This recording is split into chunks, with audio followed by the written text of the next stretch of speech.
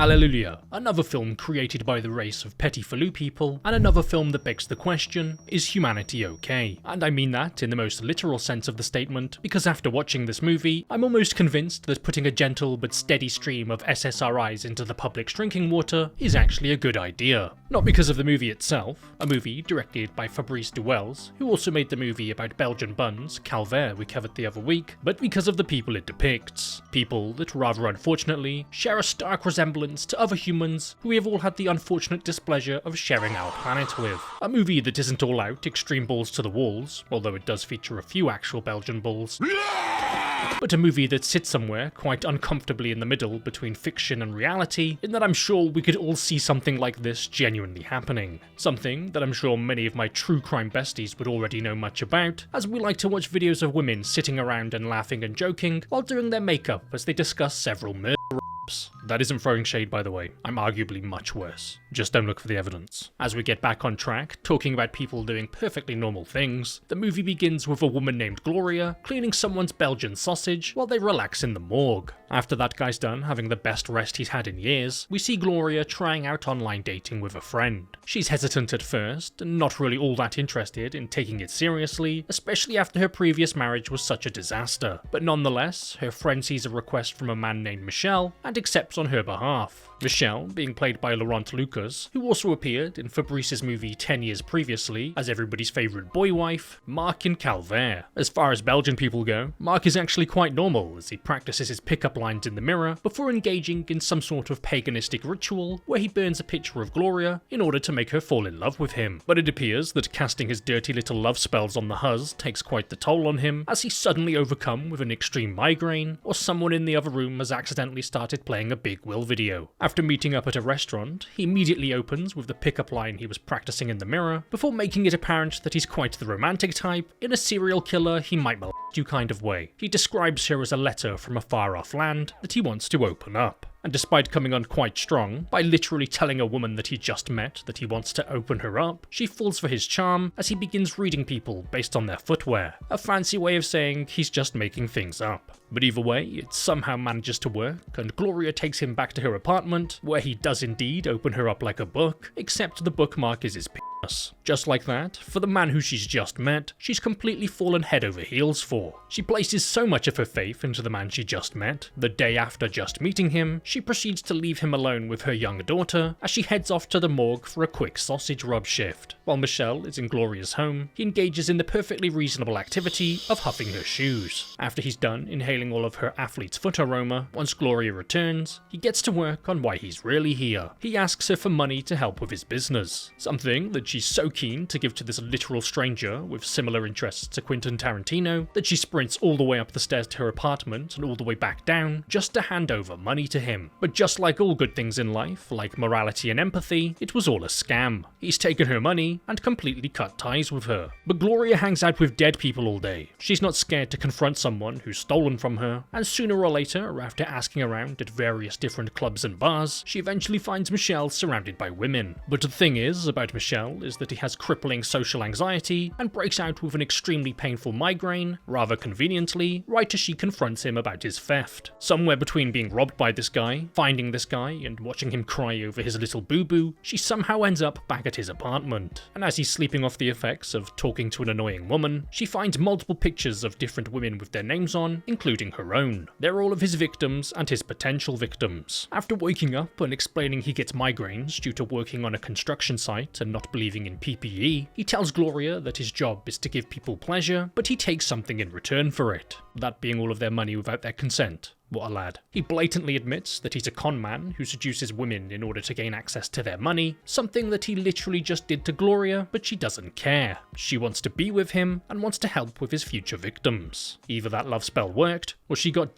down really good. And just like that, she leaves her young daughter with the friend who helped set her up with Michel and disappears with him on their money-making endeavour. An endeavour that leads them into the company of a woman named Marguerite, a woman who Michel has just married. He tells her that Gloria is his sister and she needs to stay with them for a while. In other words, Gloria, his actual girlfriend, is going to be living in the same house as them, while Michael proceeds to seduce and of a woman. Something that, despite her originally wanting to be a part of in the beginning, proves to be a little too much for her to handle, as apparently that love potion was quite strong. As Michelle and Marguerite are playing make-believe husband and wife, kissing and lovingly touching each other in Gloria's presence, she starts screaming and breaks down after being left alone in her bedroom. After Michelle comes to check on this woman being a little overdramatic, she grabs onto him and starts begging him for as his wife, who believes that the pair are actual siblings, stands on the other side of the door. But not being too concerned about this, as they are Belgians after all, Marguerite carries on like everything is normal. And once Michel has gained the trust of his next victim, he then begins to ask her for money. He sells her onto the grand idea of opening a business together, but all they need is a little money to get it started, something which Marguerite seems delighted to be a part of. And using the powers of his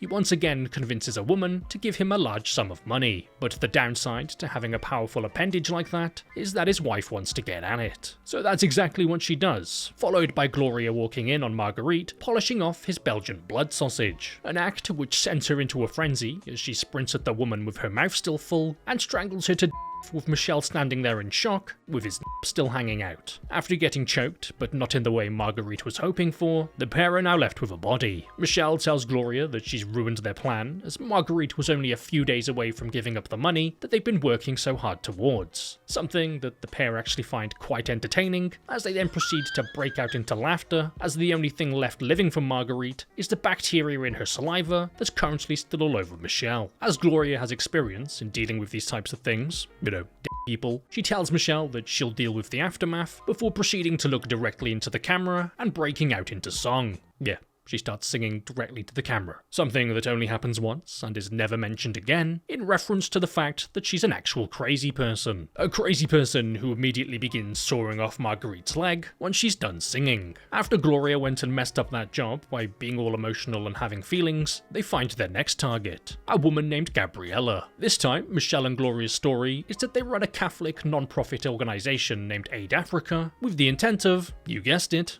aiding Africa. But last time they were out there doing the Lord's work, their team was brutally hacked to death in a savage attack during one of their missions. Something that touches Gabriella deeply enough to the point where she accepts the pair into her home and allows them to stay with her for a while. A story that Gloria seems to find absolutely hysterical as she's breaking out in laughter, poorly disguised as crying, because to the average Belgian person, there's nothing more funny than the thought of a bunch of African people being hacked to death. Either way, the cry-laughing works, and they've got their in. All Gloria needs to do now is not get insanely jealous and commit a little murder on her.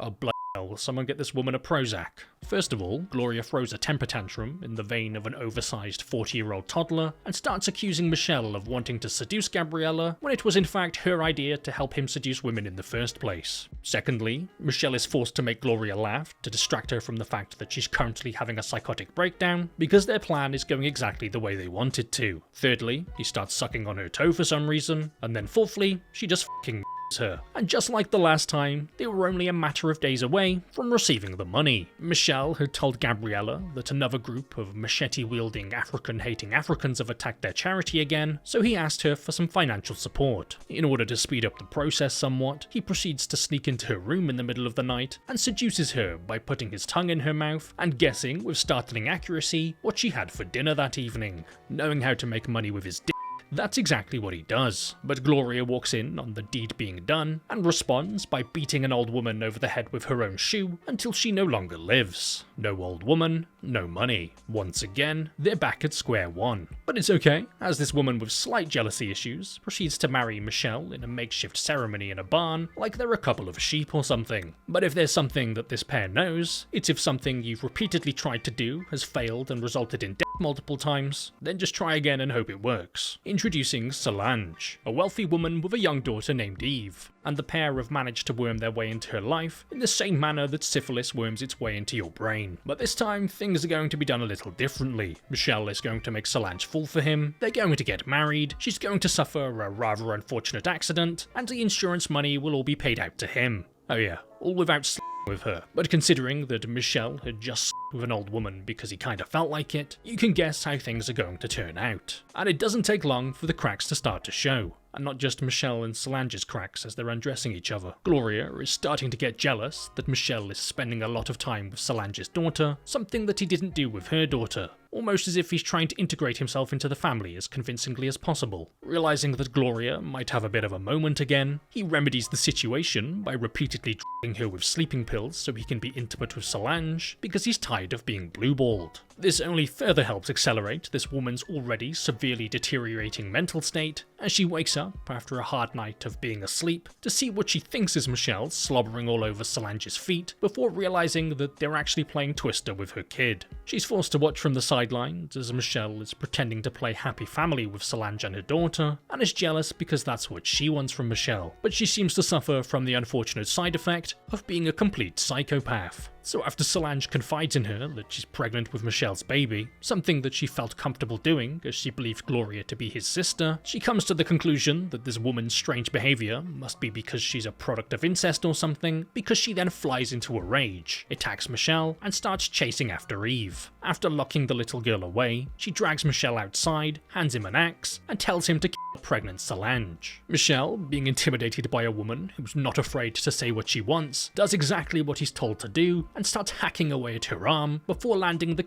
blow on her neck. All the while, Eve has been sneaking out of the house and finds Gloria dragging her mother's body towards a well. Eve, not falling for the excuse that she's just thirsty, takes off running, and Gloria goes after her. 3 women is okay, but when they're a bit younger, that's where Michelle draws the line. So he throws Gloria into a lake because she really needs to cool off. Not appreciating being told to calm down, she starts drowning the man that she seems to love so much, before eventually deciding to let go and allowing him to live. Eve's got away, but Gloria isn't all that bothered and heads back into the house for a shower after having a non-consensual bath, before discovering all of the sleeping pills that Michelle had been giving her. Not complaining about it though, because are expensive and she's been getting them for free. The pair then proceed to calmly go to the cinema as if nothing had ever happened, before finally being caught by the police. So before this video comes to an end, I'd like to just give a big shout out and a massive thank you to all of the YouTube members and patrons, the people who every month continue to go out of their way to help support the channel. If you're interested in becoming a YouTube member or patron yourself, not only are you just generally being a great support, but you also get access to a few little perks, like being able to join the private Discord server, where you can then get links to all uncensored versions of videos. Starting with this week's new YouTube member sign-ups, a massive thank you to Kathy Schlund Viles, DVB Crew, Nobody, Christopher, Senk Cock, Caitlin Dexter, Die Shipton, Delusional MF, Dandan, Derek Gamer HD, Cameron Kelly, Ryan Wacker, Thiago Uriati, Christian Eriksdotter, ZX Chasm, Aloha B, B Moose, Juan Wick, Ananana, Mateo and Tony, Paceo2, Nicola Leibecker, Ya Boy, Goozy, Sovereign Agony, MUKDUK, Hippomaniac03, Ashley Taylor, Mai, Great Gig in the Sky, Danga 1999, Franken5, Tuggy, Travasta 100, Zen 95, Brendan Leong, Trady Workouts Oz, The Saint, The One Red Dog, Athena for Good, Cage, Renee, Nay Carroll, Fox, Gabagool, Salamander, Jeremy Steiner, Napalm Sticks, Mal, Leo, Dylan Montgomery, Jay Weller, Eggcat, Matthew Sabo, Stinkbug, Young Yukai, Craig Ming, Behawk64, Demon Cassidy, Phoenix, Para Doesn't Care, Fernando Osorio, Forwaz, and Justin Ball. And now moving over to this week's new Patreon sign-ups, a massive thank you to Max Atkinson, Magic, Trifiliki, Ikizo Gaming, DDubs04, Shoeman Fu, Meme Team, Lane Goulet, Porter McNeese, Nicholas Perriera, Ethan, Mr. Perky, Dictator Hell, Darius M, Jaden, Hippomaniac03, Austin Kayla, Matt Allen, Jen Yam, T, DB, Vintage Facade, Nick Nguyen, Juice Dallarts, Morgaine Sladden Dean, Potato Chip, Michael Barcott, Radical Tangent, Nicola, Nicholas Morales, Omelette, Suave Guy Will, Ajit Singh, Radish Based Internet, Kaito, That One Asian, Ra, Jim Award to the Burger King, Caledonia, Sir Handsome Whetstone, Jacob France, Declan Stoppard, Tooney, Daniel Gallagher, Charmwife 333, Braden McCoy, Chloe Reed, Chloe Red, Issam Ali, and Dean Williams. So once again, a massive shout out to all of the YouTube members and patrons, and a big thank you to everyone else for watching.